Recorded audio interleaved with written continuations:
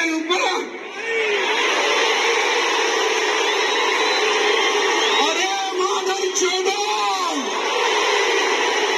ये मेरा बेटा है, बड़ा बेटा। मैं क्या आज नहीं तो कल, अरे जिस दिन भी मैं मरूंगा मेरी जगह पर ये हिंदुत्व का कार्य करेगा। अगर किसी की अम्मा ने चली, उठा ले मेरे बेटे को। अगर मेरे परिवार का कोई बहन का लोड़ा अगर आंख उठाकर देखेगा, इतिहास रच दूंगा। मेरे परिवार आज कह रहे ऊपर। नमस्कार साथियों, आज बात करता हूँ हिंदुस्तान की अगर बात करूँ तो एक हमारा धर्म, हिंदू धर्म, सनातन धर्म, जो हजारों वर्षों साल पुराना रहा है, उस धर्म की बात आज इसलिए कर रहा हूँ क्योंकि कुछ नए ठेकेदार, कुछ नए सिपह सलार, कुछ नए धर्म को बचाने के लिए जिन्होंने, ऐसा लगता है, ऐसा महसूस होता है कि उन्होंने अवतार लिया हो, ये अवतरित हुए हैं हमारे देश में सनातन धर्म को बचाने के लिए।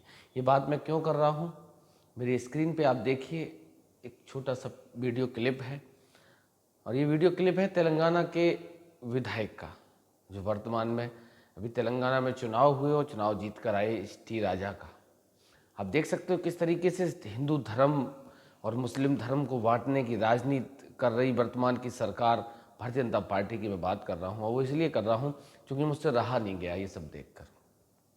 अब देखिए इस वीडियो क्लिप में किस तरीके से हजारों की संख्या में भीड़ क्योंकि वो धर्म के नाम पे इस तरीके से लोगों के दिमाग में भय भर दिया गया कि अब नहीं है, हमारा धर्म खतरे में है, हमारा हिंदू धर्म खतरे में है, हमारा सनातन धर्म खतरे में है। अब सोचने और देखने वाली बात यह है कि अगर मेरा धर्म खतरे में है, हजारों वर्ष यहाँ मुगलों ने शासन किया, हजारों वर्ष यहाँ अंग्रेजों ने शासन किया, कभी हमारा धर्म खतरे में नहीं आया। 2014 के बाद हिंदुस्तान खतरे में है, हमारा धर्म खतरे में है, हिंदू धर्म खतरे में है। अब सोचने वाली बात यह है कि अगर हिंदू धर्म खतरे में पहले नहीं था तो अब कैसे है। वास्तविकता तो ये कहती है, मेरा खुद का अवलोकन ये कहता है कि धर्म खतरे में नहीं है, राजनीति खतरे में है। और राजनीति इस स्तर तक गिर गई है, ये भाषा सुनिए आप इसकी, ये किस तरीके से भरे मंच से गालियां दे रहा है, चीड़ने फाड़ने की बात कर रहा है, काटने मारने की बात कर रहा है। और सबसे बड़ी बात कि वर्तमान की सरकार और इस देश के प्रधानमंत्री जो सबका साथ, सबका विकास, सबका विश्वास की बात करते हैं, उन्होंने सिंगल कोई इसके ऊपर एक्शन नहीं लिया।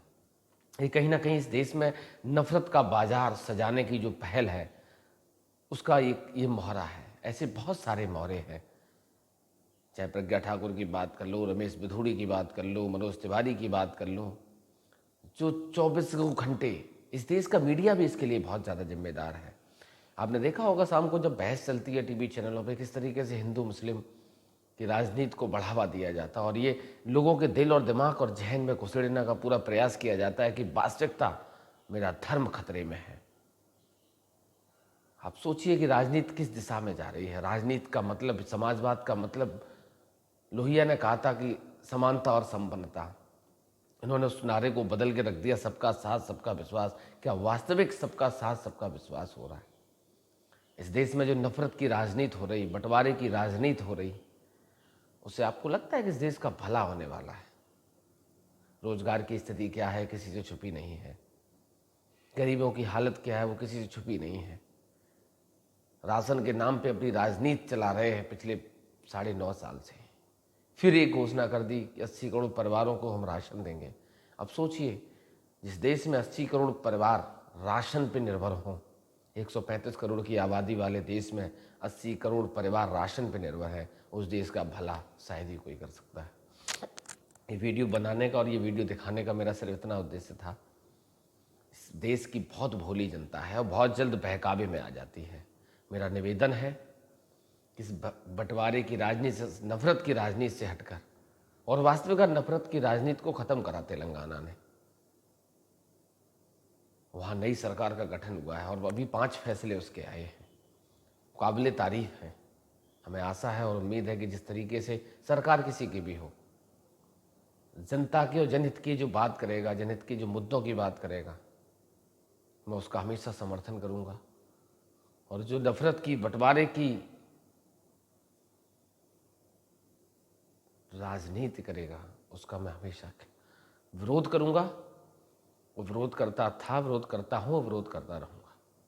आज के लिए बस इतना ही। तब तक के लिए नमस्कार।